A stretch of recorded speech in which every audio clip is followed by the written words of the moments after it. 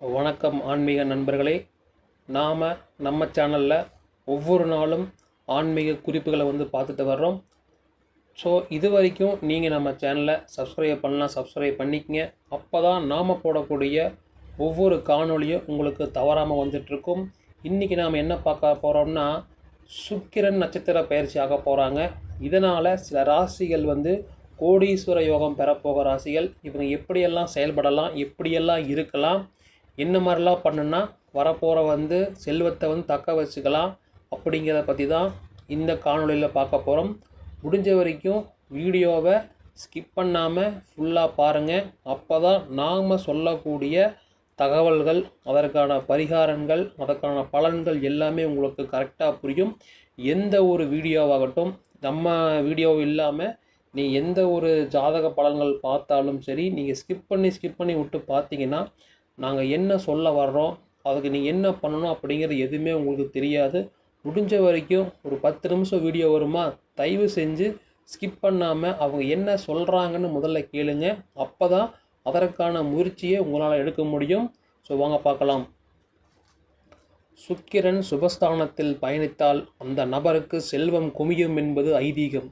ஜோதிடத்தின்படி சில ராசிக்காரர்கள் சுக்கிரனின் நட்சத்திர பயிற்சியால் ஏற்படும் மாற்றத்தால் பயனடைவார்கள். வருகிற ஜூலை 9ஆம் தேதி சுக்கிரன் ரோகிணி நட்சத்திரத்தில் பயிற்சி அடையப் போகிறார்.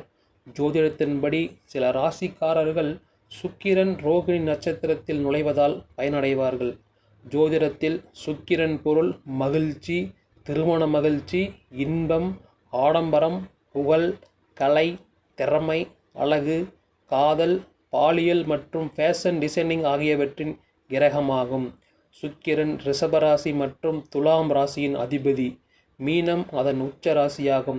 அதே சமயம் கன்னி அதன் பலவீனமான ராசியாகும்.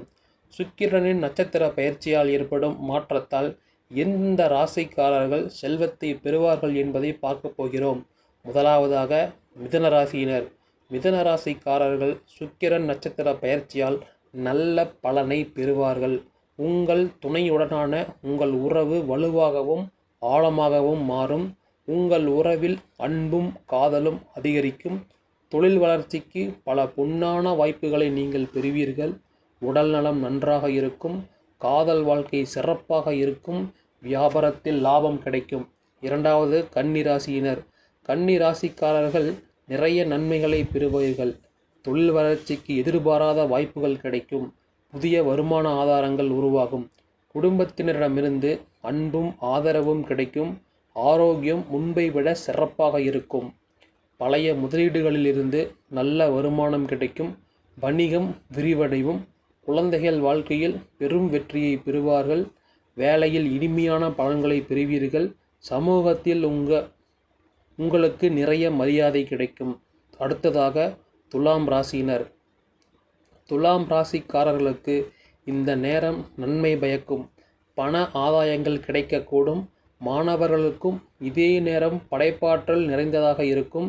நிதி மற்றும் தொழில் தொடர்பான பெரிய திட்டங்கள் எதிர்காலத்தில் புதிய தொடர்புகள் மூலம் உருவாகலாம். கலை மேம்படும். குடும்ப வாழ்க்கையில் மகிழ்ச்சியான சூழ்நிலை இருக்கும். தொழில் வளர்ச்சிக்கு பல பொன்னான வாய்ப்புகள் கிடைக்கும். அடுத்தது விருச்சிக ராசியினர். விருச்சிக ராசிக்காரர்களுக்கு நல்ல நாட்கள் தொடங்கும். இந்த நேரத்தில் நீங்கள் ஒவ்வொரு வேலையிலும் விரும்பிய பலன்களை பெறுவீர்கள். பயணங்களால் நீங்கள் பயனடைவீர்கள். எதிரிகள் தோற்கடிக்கப்படுவார்கள். செல்வம் அதிகரிக்கும். வணிகத்தில் வளர்ச்சிக்கான புதிய வாய்ப்புகள் கிடைக்கும். குடும்ப வாழ்க்கையில் மகிழ்ச்சியான சூழ்நிலை இருக்கும். துணையுடனான உறவு வலுவாகவும் ஆழமாகவும் மாறும். உறவுகளில் அன்பும் காதலும் அதிகரிக்கும். தொழில் வளர்ச்சிக்கு பல பொன்னான வாய்ப்புகளை பெறுவீர்கள். நண்பர்களே, இந்த ராசிக்காரங்களாம் இதனால் வரைக்கும் பட்ட கஷ்டங்கள் எல்லாமே இன்னியிலிருந்து உங்களுக்கு மாறப்போகுது.